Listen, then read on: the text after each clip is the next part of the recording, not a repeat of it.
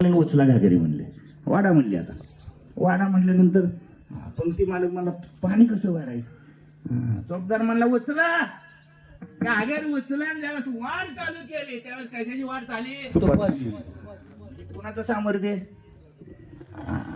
आता पाण्याचं तूप केलं, बरोबर आहे का नाही.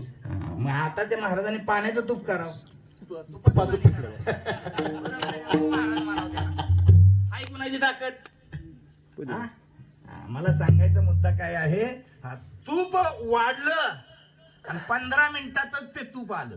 4 घागरी मालकाचं घरनं तूप मागवलं होतं. पहिलं काय डालडा वाढत नव्हते घरी, पंगत उद्या 6 महिने अगोदर तयारी घरातून. बायकोनं माहिती असतं आपल्याला पंक्तीला तूप पाहिजे, पंक्तीला तूप वाढायचं घरात. साई कुणालाच नाही जाय वाढत होती का ती आई, अरे पंक्तीला तूप जायचंय, पंक्तीला तूप जायचंय म्हणून तिला 4 घागरी तूप भरलेलं होतं. तूप आलं तसं महाराजांच्या समोर ठेवलं. महाराज तूप आले. आता तिथं जर मी असतो तर काय केलं असतं, लाज वाटते का तुम्हाला, माझ्या कोणावर आरोप करताय तुम्ही. मला सांगायचं आताच्या काळातले महाराज असते तर काय केलं असतं मी सांगणार नाही, पण दादा होते. अरे म्हणले ज्या आईचं उसणं आणलंय तिला देऊन या म्हणले. तूप कसं टाकायचं, परत घागरी समोर ठेवल्या, परत महाराजांनी डोळे झाकले, रामकृष्ण म्हणले उचला. आणि ज्या वेळेस टाकायला गेले त्यावेळेस ते खाली काय पडलं, पाणी. म्हणजे पाण्याचं तूप ज्या महाराजांनी केले त्या फडाचा वारसा आपल्या गावाला आहे.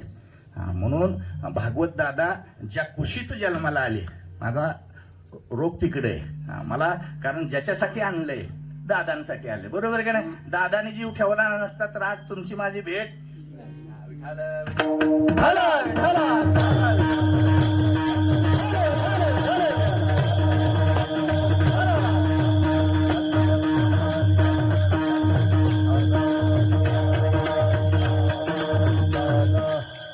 अशा भागवत दादांचा आज वर्ष श्राद्ध आहे. श्राद्ध म्हणलं की 4 गोष्टी समोर ठेवतो तुमच्या. काही लोकांचं श्राद्ध घातलं जातं, काही लोकांची पुण्यतिथी केली जाते, काही लोकांची जयंती केली जाते आणि काही लोकांची समाधी केली जाते. 4 गोष्टी तुमच्या समोर मांडल्या. आता मला सांगा, श्राद्ध कोणाचं घातलं जातं, तुमचं किंवा माझं, बरोबर आहे का नाही. सामान्य लोकांचं घातलं जातं ते श्राद्ध घातलं जातं, बरोबर आहे का नाही. कारण आई वडिलांनी आपल्यावरती उपकार केलेले असते, ते उपकाराची परतफेड करायची असेल तर श्राद्ध घालणं क्रमप्राप्त आहे, बरोबर आहे का नाही. कारण का आपल्या जीवनावरती आई वडिलांचे उपकार आहेत, देवाचे उपकार आहेत, संतांचे उपकार आहेत, समाजाचे उपकार आहेत, देशाचे उपकार आहेत. या सगळ्या उपकारातून परतफेड व्हावी असं जर वाटत असेल तर पितृकार्य करणं गरजेचं आहे, ते म्हणजे वर्ष श्राद्ध. म्हणून आजचा दिवस आहे तो वर्ष श्राद्धाचा आहे. आपल्या दृष्टिकोनातून महत्वाचा नाही, पण दादांच्या दृष्टिकोनातून आजचा दिवस फार महत्वाचा आहे. म्हणून सामान्य लोकांचं घातलं जातं ते श्राद्ध घातलं जातं. चला पुढं. पुण्यतिथी कुणाची केली जाते, तुम्ही एका वाक्यात उत्तर द्याल. महाराज पुण्यवानाची पुण्यतिथी केली जाते, बरोबर.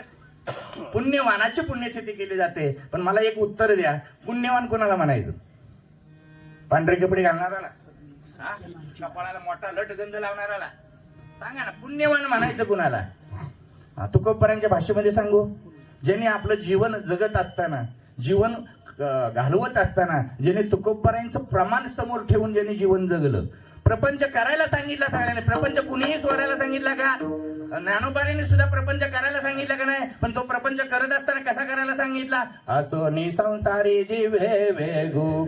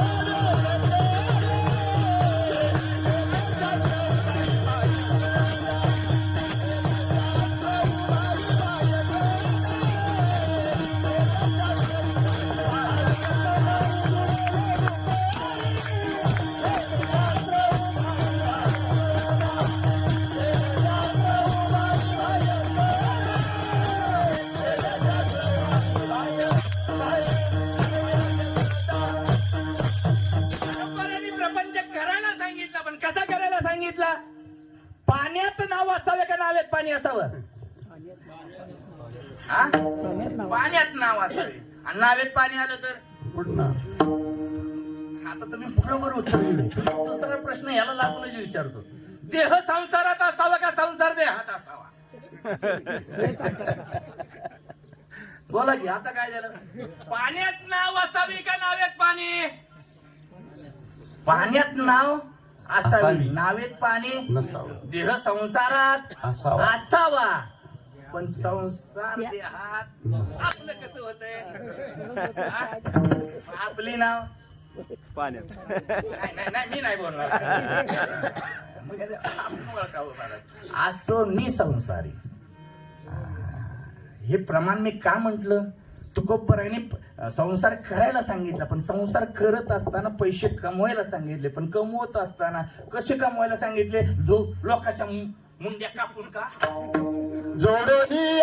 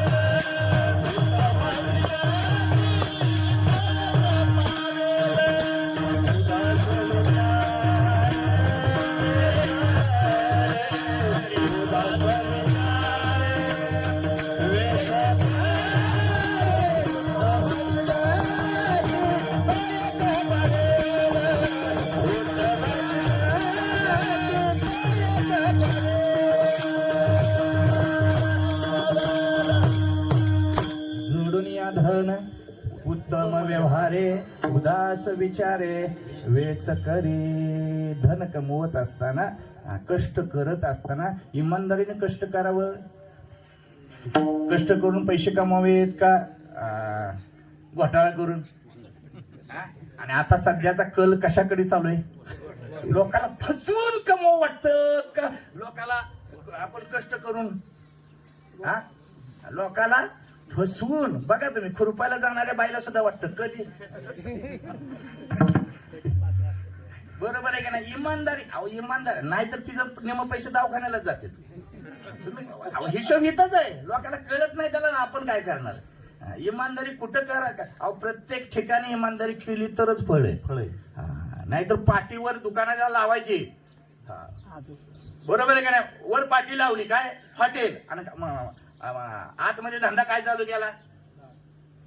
दारू. बरोबर आहे का नाही? उपयोग आहे का? तिकडे काय घ्या आपल्या परमार्थात पण तसंच आहे.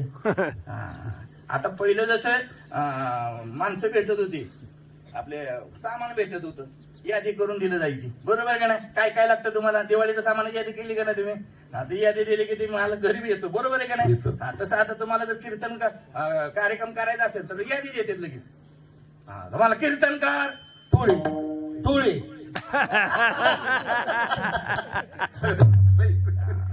बरोबर आहे का नाही? म्हणजे पाठी कीर्तन करायची ना आतमध्ये धंदा. बरोबर आहे का? मग ह्याला धंदा, अरे याला इमानदारी म्हणायचं का? जोडून या धन उत्तम व्यवहार. धन कमवत असताना कसं कमवलं पाहिजे मला सांगा. आमच्या भागवत दादानी जर कष्ट करून जर संसार उभा केला नसता तर आज आपल्या तोंडाला मुखाला नामस्मरण आलं असतं का? त्यांनी जर धन 2 नंबरने कमवलं असतं भागवत दादानी, तर आज आपल्या मुखाला नामस्मरण आलंच नसतं. कारण का? महाराज पापाचा पैसा पापाकडे जातो आणि पुण्याचा पैसा म्हणजे आज या ठिकाणी या पठाडे परिवाराने सत्कर्म करायचं ठरवलं. त्यांनी इच्छा बोलून दाखवली आमच्या उद्धव महाराजांपाशी. मग त्यांनी काय केलं? तुकोबाराचं प्रमाणच मानलं. तुका म्हणे सत्य कर्म व्हावे साह्य नरकाच्या. त्यांनी धंदा केला नाही. त्यांनी सांगितलं त्या नातूला, भागवत दादाच्या नातूला सांगितलं, काळजी करू नको म्हणे, मी तुझ्या पाठीशी, तुला काही कमी पडू देणार नाही. काय पाहिजे ते माझ्याकडे आहे.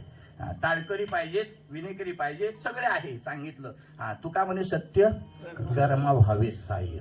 म्हणजे याला म्हणायचं जोडून या धन, उत्तम व्यवहार आहे. असा ज्याचा व्यवहार आहे त्याची पुण्यतिथी केली जाते. चला पुढं, आपला विषय कुठं चालू आहे बघा. मी विषय सोडायचा नाही. पहिला मुद्दा मांडला मी, काही लोकांचं म्हणजे सामान्य लोकांचं घातलं जातं श्राद्ध. चला पुढं, पुण्यवानाची पुण्यतिथी केली जाते. चला पुढं, जयंती कुणाची केली जाते? जयंती तुमची पण होत नाही, माझी पण होत नाही. बघा तुम्ही, जयंती कुणाची? भगवंताची जयंती साजरी केली जाते. वामन जयंती, कृष्ण जयंती, हनुमान जयंती, दत्त जयंती, नरसिंह. जयंती. म्हणजे देवाच्या येण्याला किंमत आहे. कुठल्याही देवाचा समाधी सोहळा होतो का? नाही. जयंती सोहळा होतो महाराज. पण म्हणजे भगवंताचा जयंती सोहळा होतो. चला पुढे, 3 मुद्दे मांडले. सामान्याचं श्राद्ध, पुण्यवानाची पुण्यतिथी, भगवंताची जयंती. आता समाधी सोहळे कुणाचे होतात? तुमचा होतो का माझा होतो? समाधी सोहळे जे अवताराला धारण करून जे इच्छित कार्य प्राप्त होण्यासाठी, जे खास करून आपल्यासाठी अवताराला आले. वास्तविक पाहता तुकोबराने येण्याची गरज होती का? पण आले का नाही? कुणासाठी अवतार घेतला? अवतार तुम्हा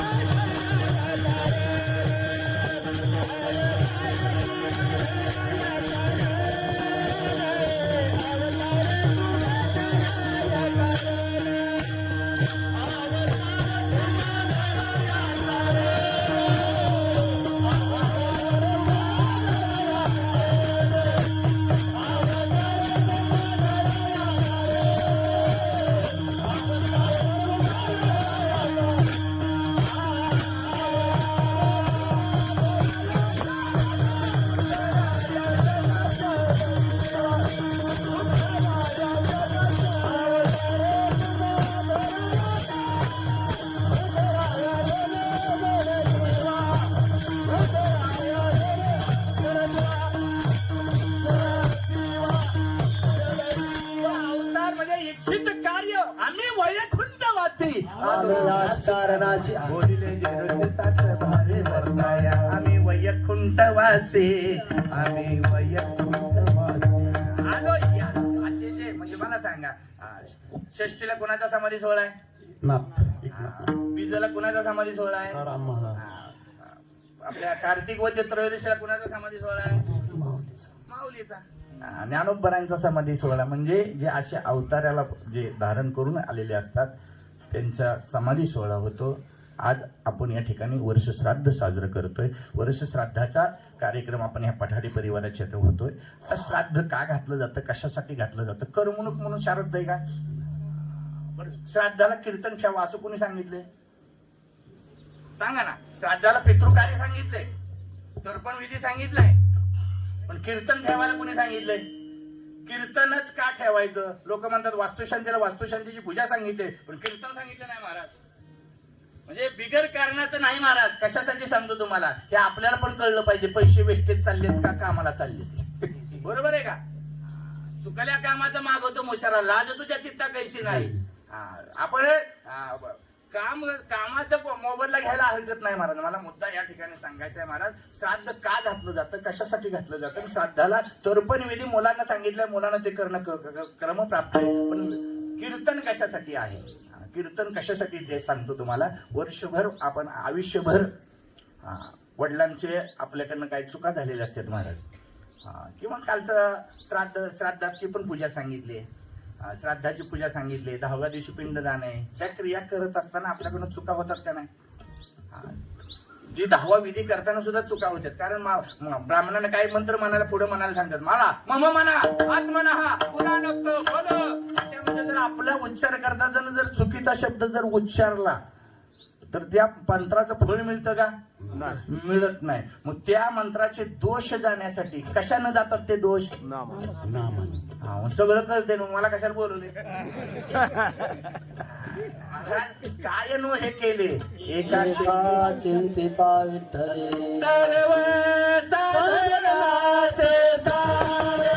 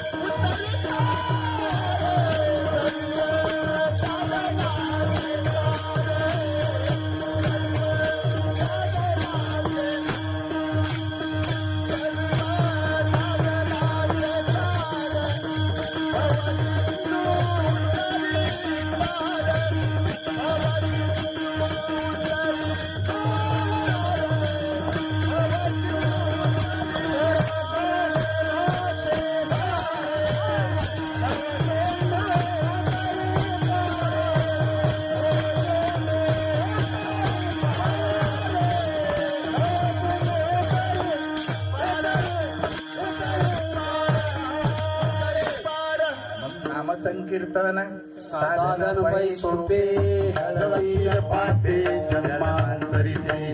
प्रायचित्त कर्म जर आपल्याकडनं घडलं नाही तर त्याचे दोष लागतात आपल्याला. कारण ह्या विधी करताना आपल्याला प्रायचित्त कर्म पण सांगितले महाराज, जर चूकभूल झाली तर. पण ते प्रायचित्त कर्म जर आपल्याकडनं घडलं नाही तर ते दोष नाहीसं करण्याची ताकद कीर्तनात आहे. म्हणून कीर्तन करणं फार क्रमप्राप्त आहे. हा, कारण या नामसंग या गजरामध्ये एवढी ताकद आहे महाराज, तुमचं वलं वाळलं सगळं जळतं. कारण एवढे एकमेव साधन असते. या साधनानं काय होणार नाही? केली योग योग याग तपे, केली तयाने पण तुका म्हणे जपा मंत्र त्रिअक्षरी सोपा. म्हणून कीर्तन या ठिकाणी कीर्तन चांग कीर्तन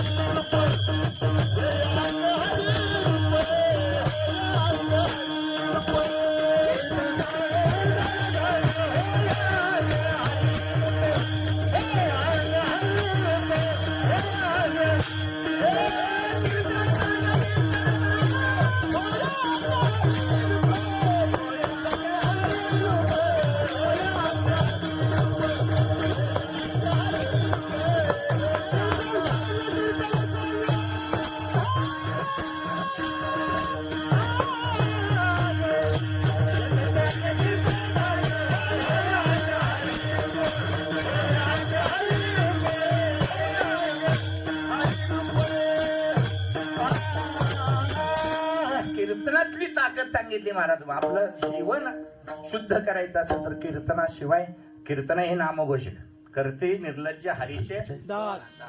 महाराज एवढी ताकद त्या नामस्मरणात आहे. म्हणून आज या ठिकाणी पठाडी परिवाराच्या वतीने वर्ष श्राद्धाचा कार्यक्रम आहे. श्राद्ध आपल्या दृष्टिकोनातून महत्वाचं नाही, पण ज्याचं श्राद्ध घालतोय आपण दादांचं, त्यांच्या दृष्टिकोनातून आजचा दिवस फार महत्वाचा आहे. कारण दादांचा प्रवास आज थांबणार आहे. त्यांना दुसरा देह आज प्राप्त होतोय. 1 वर्षाचा प्रवास आहे हा. कधी चालू होतो? हे तर गोडपेन खाते आपलं. कधी चालू होतो या माणसाचा प्रवास, त्या जीवाचा प्रवास? आता दादांचा प्रवास कधी चालू झाला? जीव गेला त्या दिवशी चालू झाला का? 3ऱ्या दिवशी चालू झाला का? 10व्या दिवशी चालू झाला का? ज्या दिवशी आपण गोडाचं जेवण घालतो, गोडाचं जेवण करतो का नाही, आणि पाहुणं रावळं सगळं वाटलं लावतो का नाही, त्या दिवशी 12 वाजता त्या जीवाचा प्रवास चालू होतो. आता त्या जीवाचा प्रवास चालू झाल्यानंतर त्या जीवाला आजच्या पर्यंत मुक्कामाला येईपर्यंत काय काय करावं लागतं, काय काय सोसावं लागतं, किती किती त्या कुंडातून बाहेर पडावं लागतं, हे तुम्हाला 10-15 मिनिटांमध्ये सगळं सांगतो महाराज. कारण का हे सांगणं क्रमप्राप्त आहे. आपण जर नाही सांगितलं तर आपलं पोरगं श्राद्ध घालेल याची गॅरंटी. आपल्या पोरानं आपलं श्राद्ध घालावं, कारण या जीवाला त्याच्याशिवाय सद्गती प्राप्त होत नाहीतर त्याला कधीच शांती लाभत नाही. म्हणून तर्पण विधी सांगितलेला आहे महाराज. त्या जीवाचा प्रवास दादांचा चालू झाला. आता चालू झाल्यानंतर त्या जीवाला काय काय लागतं सांगतो तुम्हाला. ब्राह्मणानं आपल्याला सगळं सांगितलेलं असतं, फक्त आपण त्यांना सांगित असतो ना, आपण फक्त इकडून ऐकतो इकडून. ब्राह्मणानं सांगितलं असतं वर्षभर गोडधोड खाऊ नका. एक तर माणूस असतो का कोणतर म्हणतो का खायचं नाही, मिळत नाही का आम्हाला, आम्ही ऋण काढून पैसे काढू. अरे बाबा, मिळत नाही म्हणून खायचं नाही, कशासाठी खायचं नाही. वर्षभर आपल्या दादाला जेवायला मिळतं का, मिळत नाही. मग कधी मिळतं, तुम्ही किती वेळा जेवता काका, दिवसात 3 वेळा जेवतो माणूस. 3 वेळा, बरोबर आहे. आणि तुम्ही दादाला जीव किती वेळा घातला आता का, तुम्ही 3 टाइम हाणताय आणि दादाला 1 टाइम का, ती पण महिन्यात ना. सांगतो आपला महिना पण त्यांचा 1 दिवस. ही 12 दिवसाचं बरं का, ही 16 दिवसाचं गणित आहे. 16 मासिक सांगितलेत, आपण 12च घालतोय. शास्त्रकाराने शास्त्र बघा तुम्ही, गरुड पुराण. आता हे ताजं ताजं का सांगतोय मी तुम्हाला, गंमत म्हणजे सांगतो तुम्हाला. मी आजच माझ्या घराची शुद्धी काल झाली म्हणून आज कीर्तनाला आलो. आमच्या कुटुंबावरच मातृछत्र हरपलं. मी माझं परम भाग्य समजतो महाराज. दादांची सेवा मला घडली नसती, पण दादांच्या सेवेला आईनं मला अडचण आणली नाही, बरोबर आहे की नाही. मला मोकळं केलं म्हणून मी आज तुमच्याकडे आलो. गरुड पुराण लावल्यानंतर त्याच्यामध्ये हा विधी सगळा सांगितलाय मला. कशा त्याला काय महिन्यातनच का मिळतं ते 16 मासिक सांगितलेत. 4 मासिक असे करायचे की डबल माणूस घालायचा जीव, तेव्हा ते 16चं गणित जुळतं. आपलं डोबल माप सांगितलं बरं का. तुम्ही म्हणताल महाराज कसं काय आहे, मग ब्राह्मणाकडे चला माझ्याकडे, मग वेगळी दक्षिणा द्या, वेगळं सांगा.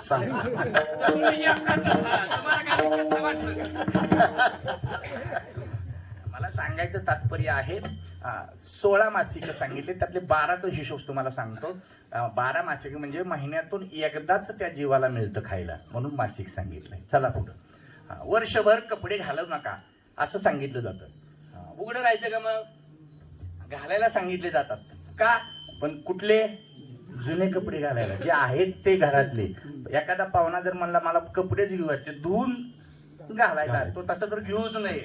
ही सवडी शास्त्र काढलेलं आहे बरं का. आपण काय 1 वर्षभर आपण कपडे नाही घातले तर, नवीन कपडे नाही घातले तर काय होणार आहे, पण धुवून घालायचे. आता पुढचं महाराज, पुढची माणसंच ऐकत नाही, बहीणच ऐकत नव्हते, ठीक आहे तुमचं जसं असेल तसं, मला त्याच्यात खोलवर जायचं नाही. माझा मुद्दा काय आहे, वर्षभर नवीन कपडे का घालायचे नाही, कारण दादांच्या या प्रवासामध्ये चालत असताना दादांच्या अंगावरती एकही वस्त्र नसतं. आपण जर नवीन कपडे घालून फिरायला गेलो तर दादांना त्रास होईल का, आनंद वाटेल, त्रास होणार. मग त्रास झाल्यानंतर दादा आशीर्वाद देणार का शाप देणार, शाप देणार, बरोबर आहे की नाही. मग त्यांनी दादाने दिलेला शाप कुठल्या दवाखान्यात नीट होतो. एक जण मला महाराज करमाळ्यातला नाही झालं तर ती अकलूजचा इनामदार लय भारी औषध डॉक्टर आहे तिथं, मग तिथं नीट होतो का. एक जण मला महाराज तिथं नाही नीट झालं तर मी पुण्याला नेईल. अरे पुण्याला एक जण म्हणला महाराज मी दिल्लीला घेऊन जाईल. अरे दिल्लीला नव चेन्नईला घेऊन गेले मुख्यमंत्र्याला. कोणत्या, आपल्या महाराष्ट्राची माजी मुख्यमंत्री, सगळंच माहिती आहे. विलासरावांना कुठं घेऊन गेले ते लोक, चेन्नईला घेऊन गेले, बरोबर आहे. महागारी काय आणलं, विलासरावला आणलं का डेड बॉडी आणली का, पैसे कमी होते, माणसं कमी होते, सत्ता कमी होते, सांगा ना काय कमी होतं. मला मुद्दा एकच सांगायचा आहे महाराज, सगळं असतं महाराज. महाराज कुठल्या गाडीत बसावं, एवढ्या गाड्या आहेत, कुठल्या घरात झोपावं, एवढं घरात, पण झोपच लागत नाही. का लागत नाही, पितृदोष जर असतील, म्हणजे दादाने जर आपल्याला शाप दिला म्हणून ह्या गोष्टी पाळणं क्रम प्राप्त येणार. गोडधोड का खायचं नाही, कपडे का घालायचे नाहीत, छत्री का दान द्यायला सांगितले, चप्पल दान का द्यायला सांगितले. महाराज 14 प्रकारचं दान सांगितलंय. तुम्ही म्हणता महाराज काय ब्राह्मणाचं घर, अरे ब्राह्मणाला देऊ नका, एका वारकेला दिलं तरी चालल. पण दान देणं क्रमप्राप्त आहे. छत्री का दान द्यायची? हा प्रवास करत असताना आमच्या दादाला रोज किती चालावं लागतं? माप आहे का तुमच्याकडं? रोज 1000 योजना, रोज 16 किलोमीटर चाले. 1000 योजना, एक योजना म्हणजे 16 किलोमीटर आहे. करा मापावता लावा. असं रोज दादाला चालावं लागतं. चालत असताना पायात चप्पल असते का? नसते. आपण चप्पल दान दिली तर पण विधी केला की ते पुण्य त्या दादांना प्राप्त होतं, म्हणून त्रास कमी होतो. छत्री दान द्यायला सांगितले का? ऊन वारा पाऊस. छत्री दान. तुमची ताकद लय मोठी असेल ना, एखाद्याला घर नसलं तर घर बांधून द्या. तुमच्या दादांचा त्रास कमी होईल, तुम्हाला आशीर्वाद लाभल्याशिवाय राहणार नाही. एखाद्याला पत्र टाकून द्या. एखाद्या गाईला गोठा नसेल, सावली नसेल, गोठा करून द्या, तिला छत्र निर्माण करून द्या. दादाने नाही तुम्हाला आशीर्वाद दिला तर तुमच्या मनल ती ऐकायला तयार आहे, कारण त्या दादांचा आशीर्वाद मिळवणं फार महत्वाचं आहे महाराज. म्हणून या 14 प्रकारचं दान सांगितले. त्याच्यामध्ये भूमिदान सांगितले, वस्त्रदान सांगितले, अन्नदान सांगितले, गोदान सांगितले, सुवर्णदान सांगितले, धान्यदान सांगितले, छत्रीदान सांगितले, चप्पलदान सांगितले. हे कशासाठी सांगितले महाराज? याच्यातून एक कुंड असा आहे, त्या कुंडातून जर पार करायचं असेल त्या जीवाला, तर त्या जीवाच्या ठिकाणी गोदानाचं पुण्य पाहिजे. तुम्ही म्हणता महाराज आम्ही तर गोदानाचं पुण्य, आम्ही गोदान दिलीच नाही. एक जण म्हणला महाराज आता दे. तो म्हणला महाराज माझी ताकद नाही. तुझी ताकद जर दान द्यायची नसेल तर ज्याच्याकडे गाय आहे त्याच्याकडे जाऊन सेवा कर, गोशाळेत जाऊन सेवा कर, तरी सुद्धा चालत. म्हणजे अरे नाही जमलं तर निदान 3 फेऱ्या तर मारून ये रोज. कारण का गायीला प्रदक्षिणा घातल्या म्हणजे पृथ्वी प्रदक्षिणेचं पुण्य पदरात पडतंय महाराज. इतकी ताकद आहे महाराज त्या गायच्या. म्हणून गोदान सांगितलंय, भूमिदान सांगितलंय, आणि प्रत्येक गोष्टीसाठी त्या 14 प्रकारचं दान द्यायचं. मग त्या दादांचा प्रवास करत करत करत रोज एक टाइम नाही महाराज, दिवसातून महिन्यातून एकदाच जेवायला मिळतं. असा प्रवास करत करत दर मजल करत करत करत आज येतो हा जीव. आणि आज दुपारी आपल्याला 12च्या पुढं नैवेद्य, 12च्या आत नाही महाराज. काही लोक म्हणतात 12लाच फुलं पाडायचे. प्रत्येकाचा विधी ठरलेला आहे, प्रत्येकाची वेळ ठरलेली आहे. देवाचा भोग कधी दिला जातो? देवाला भोग पंढरपुरातले वारकरी आहेत का नाही आपण सगळेजण? मग पंढरपूरला नैवेद्य दाखवला जातो, रोज नैवेद्य देवाला, बरोबर आहे का नाही? तो नैवेद्य किती वाजता दाखवला जातो? तुम्ही जर कधी 11 वाजता दर्शनाला आला तर दर्शन मिळतं का तुम्हाला 11 वाजता? का बंद असतं? तुम्ही म्हणता विचारायचं का बंद आहे दर्शन? तिथं सांगितलं जातं नैवेद्याची वेळ आहे. देवाला महाराज आपण 25 माणसं जेवल एवढा नैवेद्याचं ताट असतं बरं का. रोज पुरणपोळीचा नैवेद्य आहे देवाला, रोज पुरणपोळी आहे. म्हणून सांगायचा मुद्दा काय आहे, त्या ठिकाणी देवाचा 12 वाजता हा देवाचा भोग दिला जातो महाराज. आपल्या पितृकार्य करतोय आपण, म्हणून पितृकार्य आहे नंतर, म्हणजे दुपार नंतर सांगितलंय, म्हणून 12च्या पुढं. आज आपण नैवेद्य दाखवल्यानंतर दादांना त्यांच्या सद्गतीपणे जोडून या धन उत्तम व्यवहारे उदास विचारे वेच करे. म्हणून दादांना त्यांच्या कर्माप्रमाणे तुम्ही म्हणता महाराज कशासाठी सांगताय तुम्ही? कारण का सगळ्या गोष्टी महाराज आपल्याकडे आता सध्या जर कलियुगामध्ये जर आपण बघितलं महाराज, सगळ्या गोष्टी सुलभ आहेत. मी म्हातारे माणसं भरपूर आहेत, म्हाताऱ्या बायका पण भरपूर आहेत, त्यांना मी साधा विचार करतो. माता भगिनीनो, तुम्ही पहिला स्वयंपाक कशावर करत होता? चुलीवर करत होता. आता तुमची सुनबाई कशावर करते? गॅसवर. म्हणजे प्रगती झाली का अधोगती झाली? प्रगती झाली. चला पुढं. तुम्ही दळण पहिलं कशावर दळत होता? जात्यावर. आताची सुनबाई कशावर करते? गिरणीवर किंवा ते मिक्सर, बरोबर आहे. घरामध्ये सुद्धा आताची चक्की आटा आला, बरोबर आहे. म्हणजे प्रगती झाली का अधोगती झाली? प्रगती झाली. चला पुढं. आता तुम्हाला विचारतो, पहिलं दिवा घरात कशाचा लावत होता? आता तुम्ही काय करताय? बटन दाबलं गे म्हणजे प्रगती झाली का अधोगती झाली? प्रगती झाली. चला पुढं. पहिलं तुम्ही शाळा शिकत होता, बरोबर आहे. शाळेला कुठं जावं लागत होतं? केम मध्ये, बरोबर आहे. करमाळ्याला, बरोबर आहे. कसं जात होता? चालत. आताचा नातू तुमचा कसा जातो? पायी वगैरे बांधून. बायका खुश होते, बघा माझा कसा नातू कसा चाललाय. नातून तुला ह्याच्यामध्ये वृद्धाश्रमामध्ये घातल्यावर कळतं आपल्या पोराला आपण काय दिलंय, काय शिकवलंय. बरोबर आहे का ना. संस्कार देणं फार महत्वाचे आहेत महाराज. चला पुढं. म्हणजे प्रगती झाली का अधोगती झाली? प्रगती झाली. प्रत्येक गोष्टीमध्ये प्रगती झाली. बरोबर का नाही. पहिलं झोपडीत सुद्धा जे सुख होतं ते मला सांगा, आता बंगल्यात आहे का? का साधनं कमी झाली का? सांगा ना. अहो तुम्ही पाहिजे ते पहिलं कष्ट करावं लागत होतं महाराज. प्रत्येक गोष्टीला वेळ द्यावं लागत होता. आता काय नाही महाराज. कांदा कुटा करायची गरज आहे का? ह्याच्यात डबड्यात टाकलं की भुर केलं की. म्हणजे साधनं वाढली, सगळं वाढलं. मग सुख वाढलं का कमी झालं? आई बापाची शपथ आहे तुम्हाला, खरं सांगा. सुख कमी झालं. कशामुळं? पैसे कमी आहेत का तुमच्याकडं? साधनं कमी आहेत का? माणसं कमी आहेत का? हे सगळं असताना आम्हाला सुखापासून लांब का चाललो? मुळात सुख हे कशाला म्हणतात हेच माहित नाही आम्हाला. बरोबर का नाही. सुख म्हणजे काय आम्हाला सांगा. मुलगा होणं म्हणजे सुख आहे का? अजून एक अंतर्गत वाटातला विचार होतो मला. लग्न होणं म्हणजे सुख आहे का दुःख आहे? खरं सांगा. आणि पोराला आता पोरगला वयात आल्यावर तुम्ही काय करतात? वारकऱ्याच्या शाळेत घालताय? मला सांगा ना. लग्न होणं म्हणजे सुख नाही, मुलगा होणं म्हणजे सुख नाही. सुख कशाला म्हणतात याचा जर आपण नाही विचार केला तर तुकोबराय म्हणतात मग आपण जन्माला येऊन काय केलं? अरे एक तर हा जन्म मिळणं कठीण आहे, मिळाला तर कळणं कठीण आहे, कळला तर टिकणं कठीण आहे. असा हा अनुभव ठेवा. दुर्लभ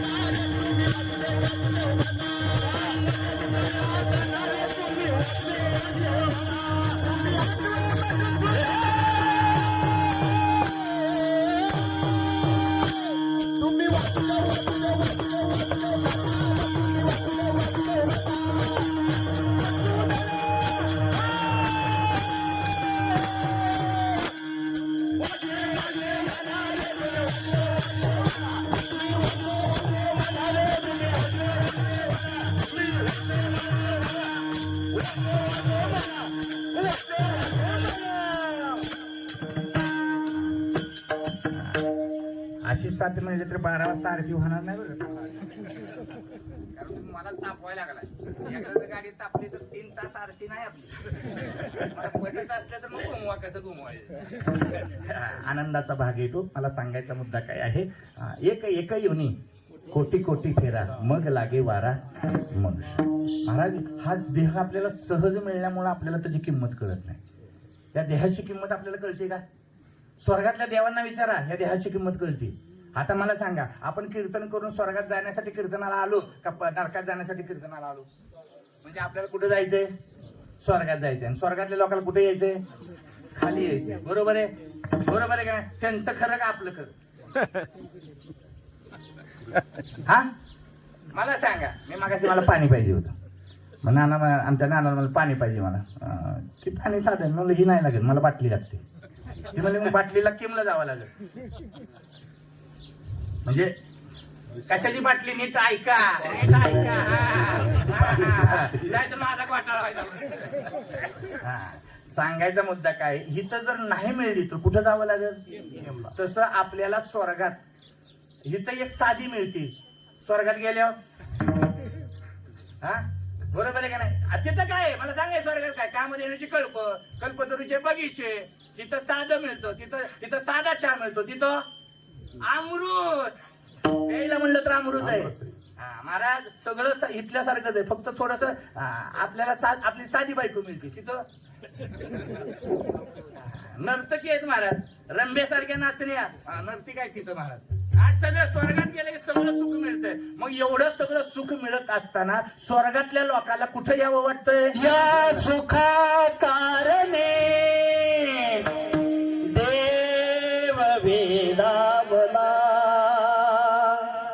या सुखा कारणे देव वेदावला. वैकुंठ सोडून संत सदनी राहिला. वैकुंठ सोडून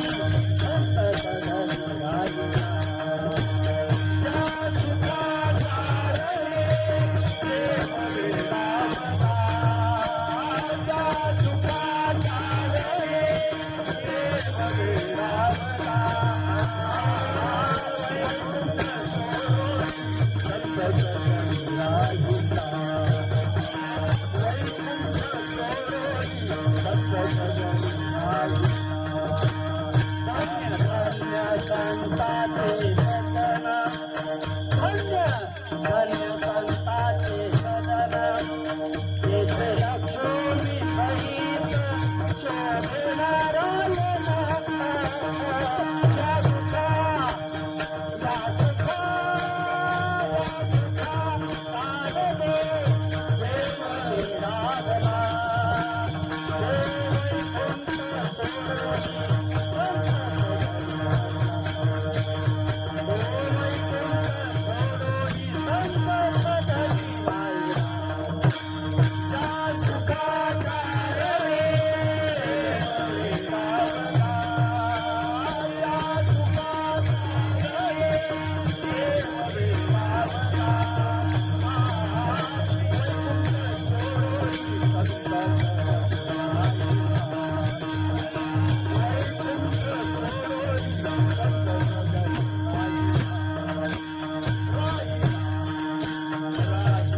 वैकुंठामध्ये सुद्धा देवाला खाली येऊ वाटतं मला. वैकुंठामध्ये देवाला करमतं का? वैकुंठात देवाला करमत नाही. स्वर्गाचे स्वर्गीचे अमर इच्छितार्थी देवा मृत्युलोके भावा जन्मा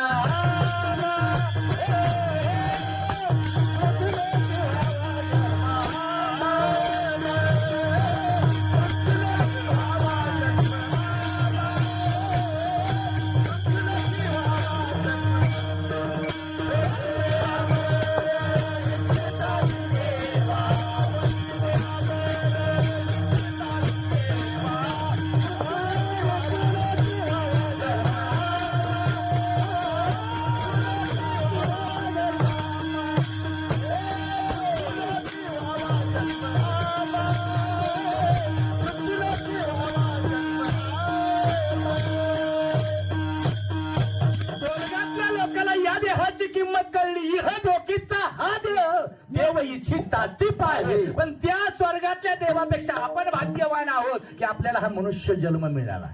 कारण सहजासहजी हा योग नाही बरं का बाबांनो. एक एक योनी कोटी कोटी अशा किती योनी आहेत? नुसतं 84 आहे का? नुसतं कसं बोलताय तुम्ही? नुसतं 84 म्हणलं फरक आहे ना. लक्ष 84 योनी. त्यात एका योनीत किती फेरा सांगितलाय? हा, मग मला सांगा ही योनी यायला किती वेळ लागतोय? मग किती दिवस लागणार? हा, बघा गणित जमत असलं तर. हा, महाराज सहजासहजी नाही. जसा आंधळ्याच्या हातात कावळा सापडावा तसा आपल्याला ही कावळा सापडलाय. वास्तविक आता कावळा सापडतो का? हा, वाट बघून काय आणावं लागतं? बरोबर आहे का नाही? आंधळ होतं आंधळ आणि घाटावर बसलो होतं. आता घाटावर बसलेलं आंधळ गप्प बसलं असेल का? तिथं भजन करत होतं. बरोबर आहे का नाही? घाटावरच्या आंधळ्याचं भजन कशासाठी असेल?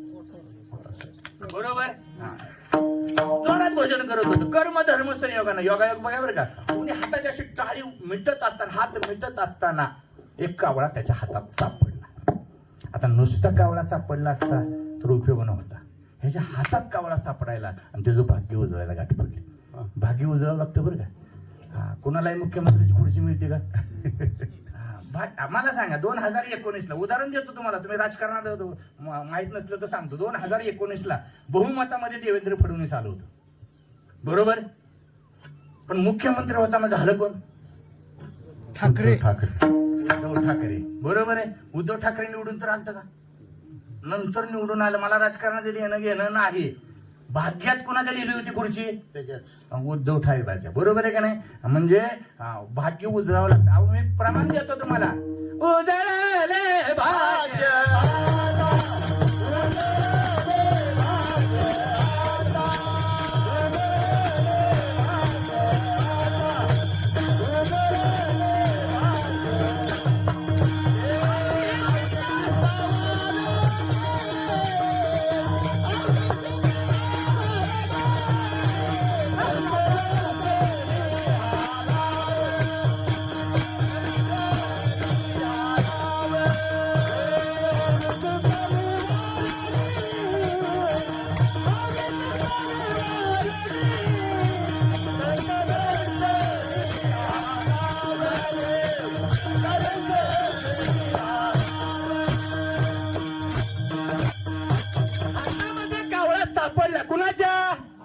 आंधळ्याच्या हातामध्ये कावळा सापडला आणि आंधळ्याचं भाग्य उजळलं.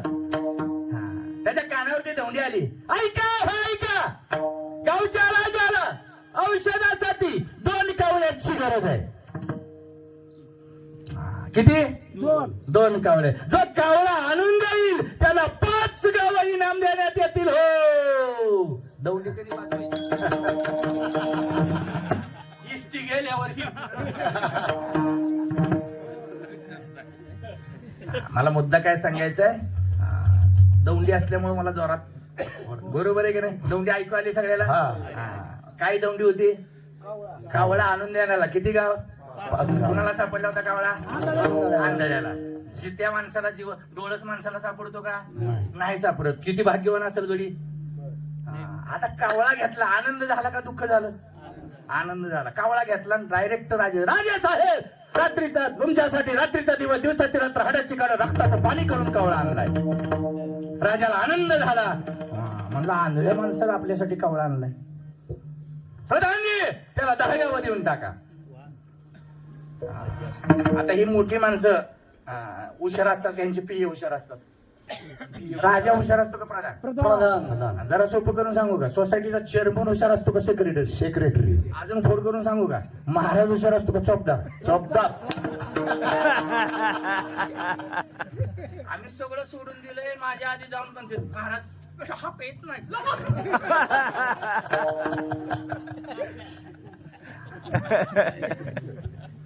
मी काय सांगत होतो? सांगायचा मुद्दा काय आहे, हातात कावळा सापडला. राजे साहेब 10 गावं द्या म्हणला. प्रधानजीने सांगितलं थांबा. राजे साहेब त्याला 10 काय 20 देऊ, मला काय माझ्या खिशातले द्यायचे नाहीत. पण आपल्या वैद्य राजाने, आपल्या डॉक्टरने किती कावळं सांगितले? त्यानं किती आणले? एकच आणला. मग ह्याला आत्ता 5 देऊ. आणि दुसरा आणला की हिशोब सगळ्याला कळला. हा बाबा, आंधळ हुशार होतं. घेतला कावळा, दिला त्या प्रधानापाशी. मला दुसरा कावळा घेऊन. त्याला आशा लागली कशाची? 5 गावं तर आपल्या खिशात आहेत. दुसऱ्या 5 गावाची आशा लागली त्याला. परत आलं, परत घाटावर बसलं, परत भजन चालू केलं. आता भजन कशासाठी? कावळ्यासाठी.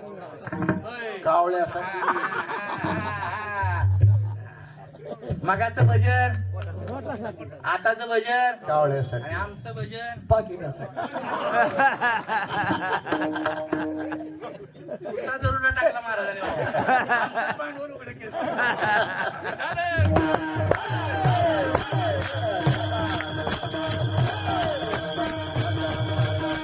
आपला मुद्दा इथं आहे.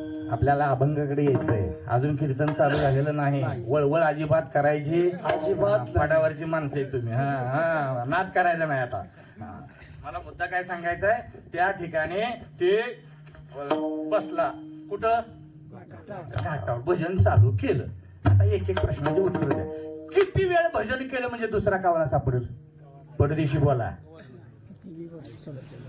2 तास? 2 दिवस? 2 रात्री? 2 महिने? 2 वर्षे? सांगा ना. पुढे जाऊन बोलू का? 2 जन्म? अरे कावळा सगळ्याला सापडतोय आणि सापडलाच आहे. कोणता कावळा? 3.5 हाताचा कावळा. हा पावला हा देह कागा.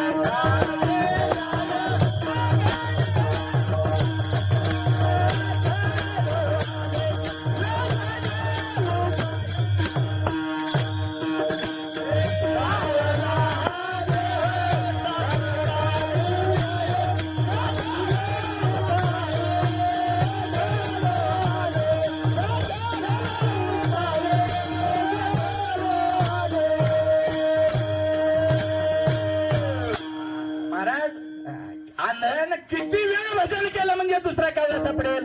सापडेल का? सापडलाय. पण किती वेळा? जसा आंधळ्याला कावळा एकदाच सापडला, तसा आपल्याला हा 3.5 हाताचा कावळा एकदाच. परत आणि एक जण म्हणला महाराज आता पैशावर काही पण मिळतंय, दे की 2 कोटी रुपये. अरे ताजं उदाहरण देऊ का? घटना दुर्घट वाईट आहे. आज 14 दिवस झाले, आज 15 दिवस झाले त्यांना. बरोबर आहे. दादाकडे काय कमी होतो? सत्ता कमी होती. बटन दाबलं तर महाराज शासन पळत होतं, सरकार पळत होतं. अख्खा महाराष्ट्र विकत घ्यायची म्हणलं तर त्यांची पावर होती महाराज. हा मग एवढं असताना काय आलं बरोबर? मग ह्याचा विचार आपण करणार आहे का नाही करणार? मला मुद्दा हा सांगायचा आहे, किती वेळ भजन केलं म्हणजे दुसरा कावळा सापडेल. ह्याचा विचार करा बाबा. पण देवाच्या भगवंताच्या कृपेने, संतांच्या आशीर्वादानं, आई वडिलांच्या पुण्यानं हा नरदेह आपल्याला मिळालाय. मिळालेल्या नरदेहाचं सोनं करायचं असेल तर विचार केल्याशिवाय सोनं होणार नाही. म्हणून तो विचार जर करायचा असेल तर कधी केला पाहिजे? अभंगाचा.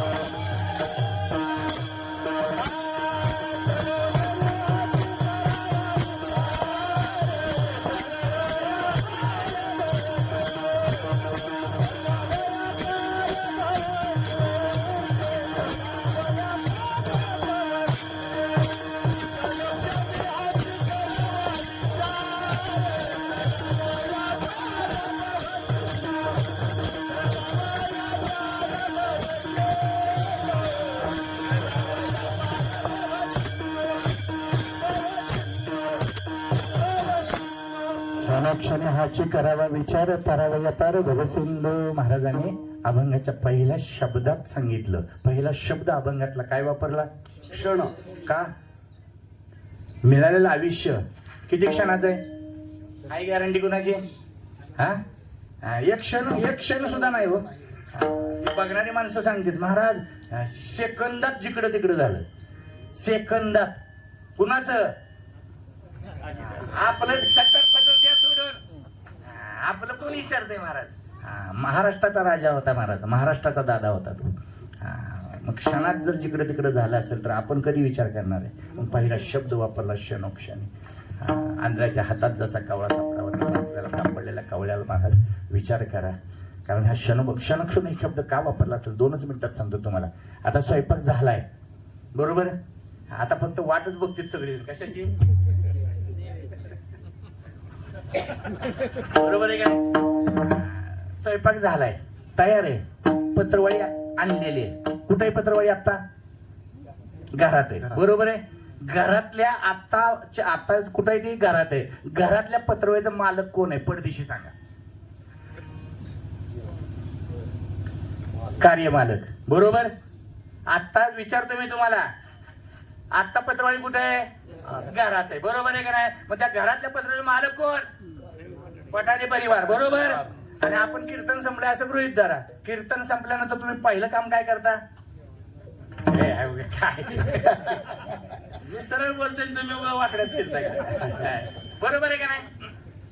जेवायला बसलो आणि त्या घरातले पहिल्यांदा आपल्या समोर काय येते? मग घरातले पत्रवळी मी विचारत नाही, आता आपल्या समोर आलेल्या पत्रवळीचा मालक कोण? बरोबर. शब्द आपल्या मृदंगाचार्याने उत्तर दिलं आपण, बरोबर.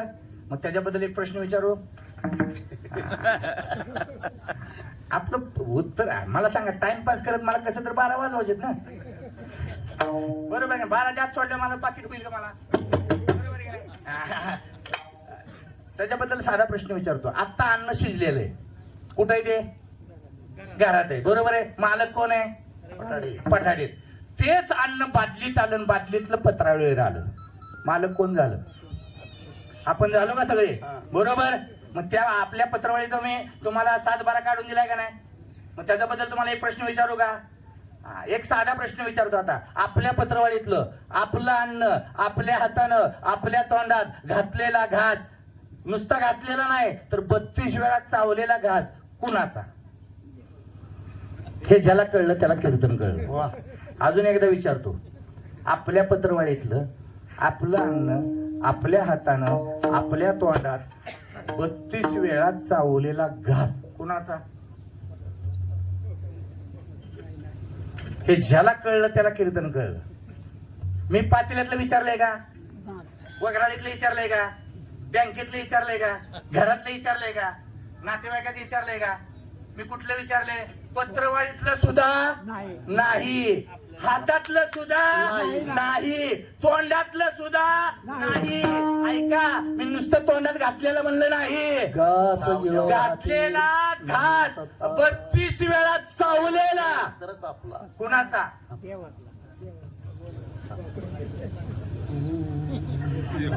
हात ढकलणार एवढ्यामध्ये देवानं त्याची फ्यूज काढली आणि फ्यूज काढल्यानंतर 3 तासानं लाईट जाते. वृक्षाचे हे पान हाले जाते वृक्षाचे हे पान हाले